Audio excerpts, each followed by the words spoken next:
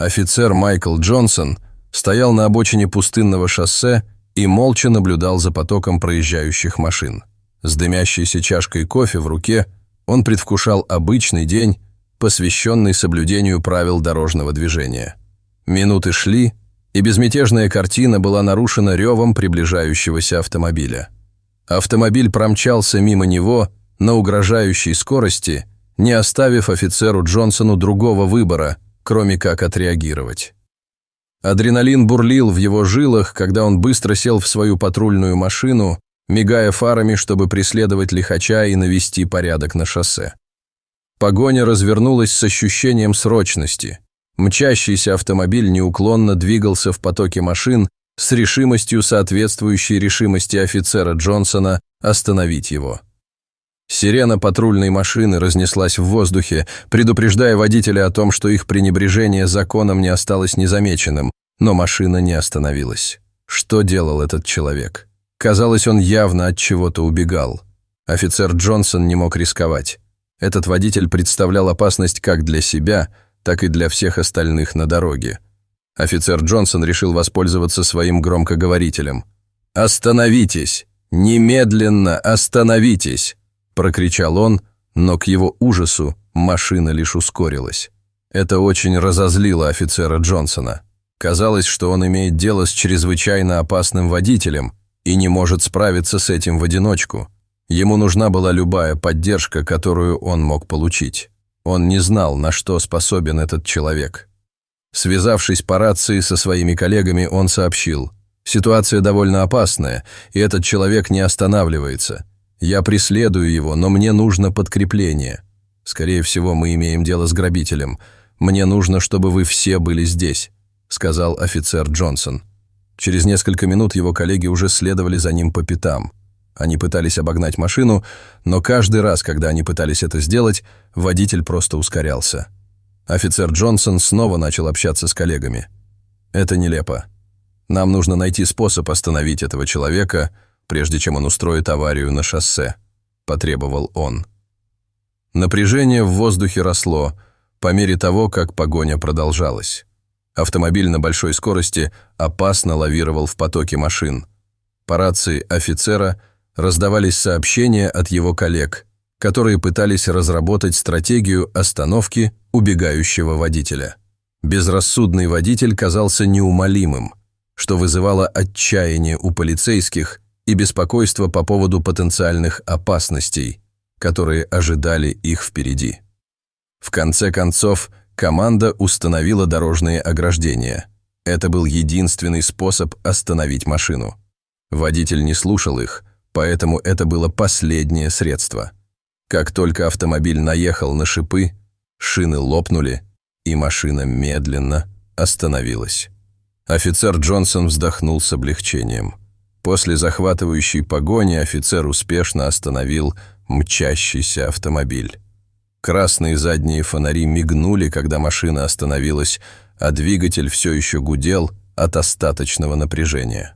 Офицер Джонсон вышел из своей патрульной машины и направился к месту происшествия с суровым выражением лица, готовый сделать выговор водителю, который поставил под угрозу безопасность всех на шоссе. Он не подозревал, что эта обычная остановка транспорта вот-вот примет неприятный оборот. Осторожно приближаясь к автомобилю, офицер почувствовал, как в воздухе повисло напряжение. Водитель, женщина, выглядела встревоженной, когда опустило стекло. Сидевшая на заднем сиденье молодая девушка привлекла внимание офицера Джонсона. Ее растрепанный вид и испуганный взгляд указывали на то, что ситуация была более сложной, чем простое нарушение правил дорожного движения. Офицер Джонсон знал, что такое уже случалось прежде. Он прослужил в полиции более 30 лет и повидал много странного и плохого. Теперь у него возникло ощущение, что что-то не так. Почему эта женщина втянула его в такую ситуацию? Она, очевидно, нервничала.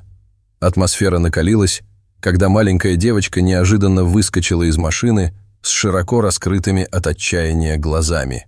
Ей удалось выдавить из себя два слова, которые пронзили воздух и заставили офицера Джонсона застыть на месте. «Помогите мне!» Эти слова, произнесенные со смесью страха и настойчивости, мгновенно превратили обычную остановку транспорта в потенциальный кризис.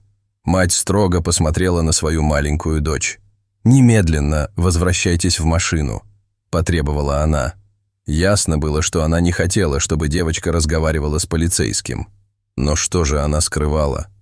Тренировка офицера Джонсона дала о себе знать, когда он осознал серьезность ситуации. Что-то было не так, и это вскоре могло стать еще хуже. С бурлящим в жилах адреналином офицер Джонсон расспрашивал маленькую девочку об обстоятельствах происшествия. Ее дрожащий палец указывал на переднее сиденье, где нервно сидела ее мать. Решив тщательно оценить ситуацию, офицер приказал матери выйти из машины. Серьезность разворачивающейся драмы ощутимо повисла в воздухе, и инстинкты офицера подсказывали ему, что в этом сценарии кроется нечто большее, чем кажется на первый взгляд. Мать, по-видимому, была застигнута врасплох и запиналась, пытаясь объясниться. Она медленно вышла из машины, прищурившись и смотря на маленькую девочку, стоявшую перед ней. Офицер заметил гнев в ее глазах. Она была рассержена тем, что девочка устроила сцену, но с какой стати она убегала от полиции? Что-то было не так. Что-то в этой женщине заставило кровь офицера леденеть в жилах. Осознав необходимость подкрепления, он осторожно вызвал по радио помощь, не спуская глаз с пострадавшего ребенка. Уязвимость маленькой девочки усилила напряжение ситуации, и внимание офицера Джонсона переключилось с соблюдения правил дорожного движения на защиту детей. Он уже видел нечто подобное. Маленькая девочка потерла свои усталые глаза. Они были налиты кровью, а щеки мокрыми.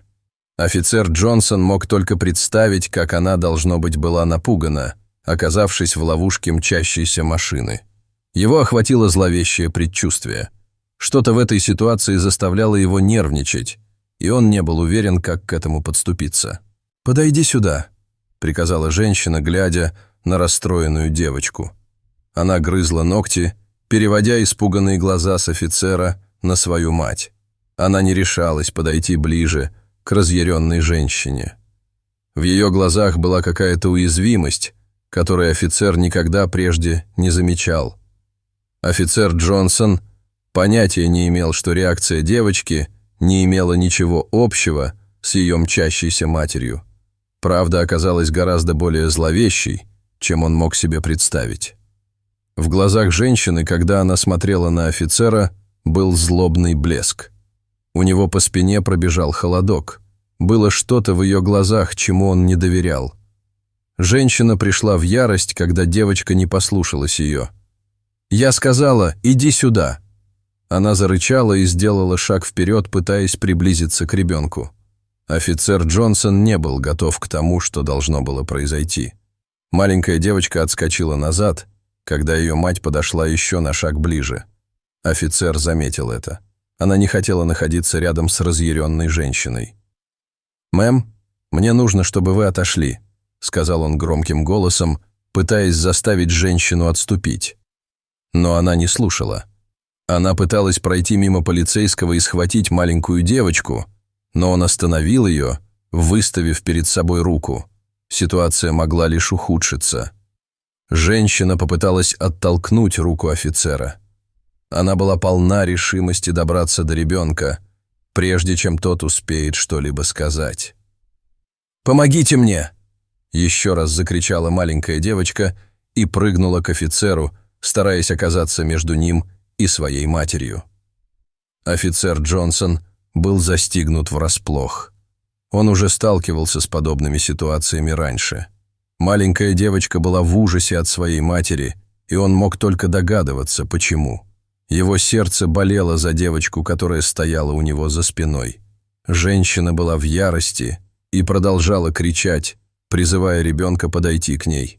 Он не мог подпустить эту женщину ближе к ребенку. Он должен был действовать быстро. «Мэм, отойдите от ребенка», — попытался он еще раз, Но когда она отказалась слушать, он понял, что должен взять дело в свои руки. Он схватил женщину за руки и заломил их ей за спину.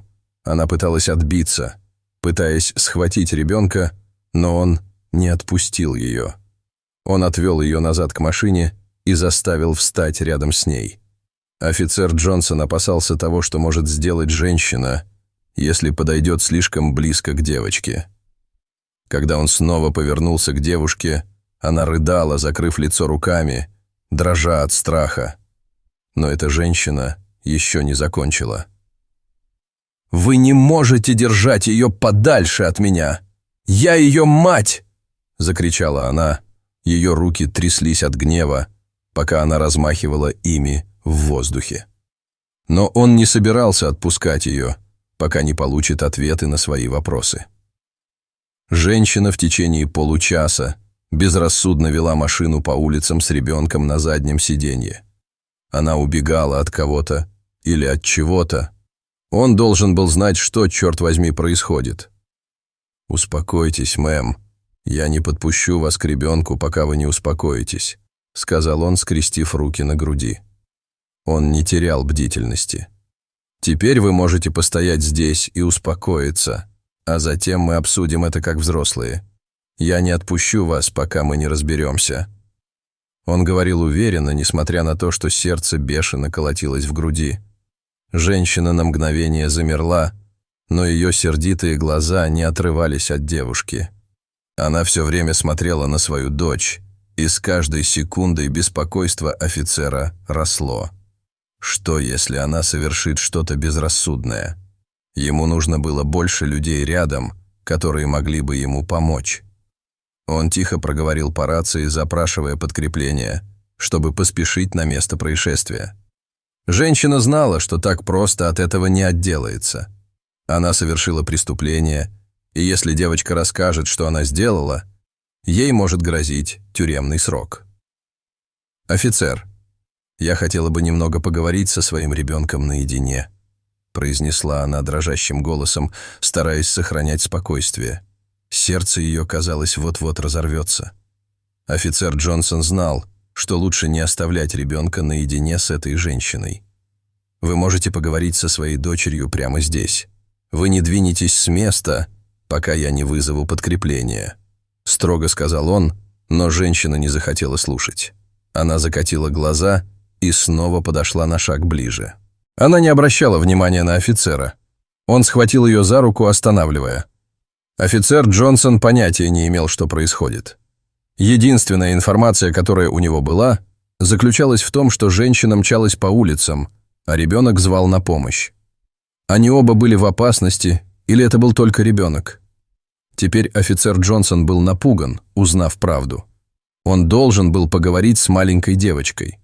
«Ты не хочешь рассказать мне, что происходит?» — заговорил он мягким голосом. Девочка перевела взгляд на мать, а затем снова на офицера. «Ничего не происходит», — вмешалась женщина, не давая дочери договорить. Для нее все бы закончилось, если бы офицер узнал правду. «Мы уезжаем из города, давайте уйдем». Но офицер Джонсон не слушал. Он знал, что лучше не верить ни единому слову этой женщине. «Мэм, пожалуйста, соблюдайте тишину. Я разговариваю с девочкой». Он поднял руку к ее лицу, показывая, чтобы она держалась в стороне. Он посмотрел на маленькую девочку, ожидая ответа. Она казалась неуверенной, когда ее взгляд вернулся к лицу матери. Она хотела рассказать офицеру, что происходит, но в глубине души боялась того, что случится с ее матерью, если она скажет это. Но она знала, что лучше не лгать. Офицер Джонсон терпеливо ждал. Он мог сказать, что в голове девочки проносились тысячи мыслей в секунду. Она заговорит, как только будет готова. С ее губ сорвался тихий вздох. Ее щеки покраснели, а глаза наполнились слезами. Она попыталась заговорить, но у нее перехватило голос. Она изо всех сил старалась признать ужасную правду вслух. Она покачала головой и, наконец, сказала то, что хотела сказать. Офицер не поверил своим ушам. «Она забрала меня», — едва слышно прошептала девочка. Но как только слова слетели с ее губ, мать набросилась на нее, пытаясь заставить замолчать. Женщина выскочила из машины и направилась к ребенку. Именно тогда полицейский наконец понял, насколько ужасной была ситуация на самом деле. Девочка смотрела на него умоляющими глазами. Он должен был вмешаться и что-то сделать. «Мэм, пожалуйста, держитесь на расстоянии от ребенка», — приказал он, но она не захотела подчиняться. Не обращая на него внимания, она бросилась к ребенку и попыталась схватить ее за руку. Офицер Джонсон отреагировал мгновенно и остановил ее руку, когда она потянулась к девочке. «Мэм, отойдите!» – потребовал он, но он понятия не имел, что сейчас произойдет. Женщина была застигнута врасплох резким тоном, прозвучавшим в его голосе. Ей это не понравилось. «Кем ты себя возомнил?» Она ткнула пальцем ему в лицо, разъяренная тем, что мужчина вмешивается в ситуацию. По лицу маленькой девочки текли слезы. Офицер Джонсон понимал, что имеет дело с опасной женщиной, но не мог отступить. Девочке нужна была его помощь. «Что здесь происходит?» Офицер заговорил низким голосом. Он не собирался позволить женщине уйти безнаказанной. Ребенок боялся ее, и он не мог допустить, чтобы с ребенком что-нибудь случилось. Он огляделся вокруг, ожидая поддержки, в то время как женщина хранила молчание. Он повернулся к женщине. Ему нужны были ответы, но она не давала ему ни одного. «Можете ли вы сказать мне, почему вы убегали от полиции?» – спросил он, прищурившись и глядя ей в лицо. Но женщина не ответила ему. Вместо этого она уставилась на офицера Джонсона с огнем в глазах. Она знала, что у нее будут большие неприятности, если она заговорит без адвоката. В ту ночь она нарушила множество законов, но офицер Джонсон был великолепен, когда дело касалось тактики запугивания. Он собирался заставить женщину заговорить. Девочка стояла рядом с офицером, ее маленькое тельце дрожало от страха и холодного ветра в воздухе. Как только она вышла из машины, она попросила офицера Джонсона о помощи. Она была в опасной ситуации и понимала это. Вскоре к Джонсону подъехали полицейские машины. Наконец прибыло подкрепление. Теперь у него был шанс заставить женщину заговорить. «Мэм, вам придется рассказать мне, что здесь происходит. Вы можете либо рассказать мне об этом наедине прямо сейчас, либо подождать, пока сюда подойдут остальные офицеры и выпытают у вас правду. Поверьте, со мной гораздо легче разговаривать», — сказал он, и на его губах заиграла легкая ухмылка. Женщина начала нервничать. Она огляделась вокруг, пораженная количеством людей, стоявших за спиной офицера Джонсона. Могла ли она сказать ему правду? Он терпеливо ждал, уверяя, что женщина не заметит, как бешено колотится его сердце. Ему и раньше приходилось участвовать в погонях на большой скорости, но обычно ему приходилось иметь дело с хулиганами. Эта ситуация была другой. В дело был вовлечен ребенок. Пыталась ли она скрыться от полиции из-за маленькой девочки? Действительно ли ситуация была такой ужасной, какой казалось? Женщина на мгновение задумалась. Она была в ужасе, но знала, что будет легче признаться прямо здесь и сейчас. Офицер Джонсон смотрел на нее угрожающим взглядом. Она знала, что не отделается крупным штрафом и предупреждением. Она отправлялась в тюрьму. Женщина громко сглотнула, ее желудок сжался от осознания этого. Медленно остальные полицейские начали выходить из своих машин. Они были вооружены и готовы арестовать женщину, которая подвергала опасности множество жизней. Они начали приближаться. Ей нужно было сказать что-то, но она не могла вымолвить ни слова. Ее маленькая дочь смотрела на нее в ужасе, глядя на женщину, которую она называла своей матерью. Что она натворила? С каждой секундой волнение офицера росло. Девочка неподвижно стояла рядом с ним. Ее слезы прекратились, но на лице застыла маска ужаса. Боялась ли она своей матери или ситуации? Офицер вот-вот узнает тревожную правду. «Офицер!» — взмолилась женщина, страшась того, что должно было произойти. Она совершила огромную ошибку и собиралась за нее заплатить. Офицер Джонсон не произнес ни слова. Он просто смотрел на женщину и ждал ответа. Она запиналась на своих словах, но решила во всем признаться. Дрожащим голосом она начала говорить.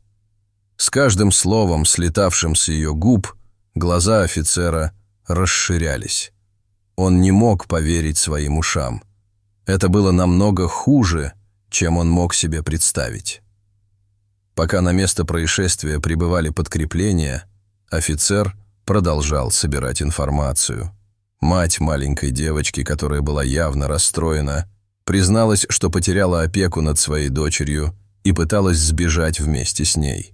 От этого откровения у офицера Джонсона по спине пробежал холодок, когда он осознал всю серьезность ситуации. Он знал, что ему теперь нужно делать. Сохраняя самообладание, офицер задержал мать. Для него главным приоритетом было обеспечение безопасности маленькой девочки. Прибывшие полицейские оцепили место происшествия и поместили женщину под стражу. Мигающие огни и напряженная атмосфера подчеркнули серьезность ситуации. В ожидании службы защиты детей офицер Джонсон успокаивал испуганную маленькую девочку, заверяя ее, что все будет хорошо. Травма в ее глазах вызвала у него отклик, и он не мог избавиться от ощущения, что его действия предотвратили потенциально трагический исход.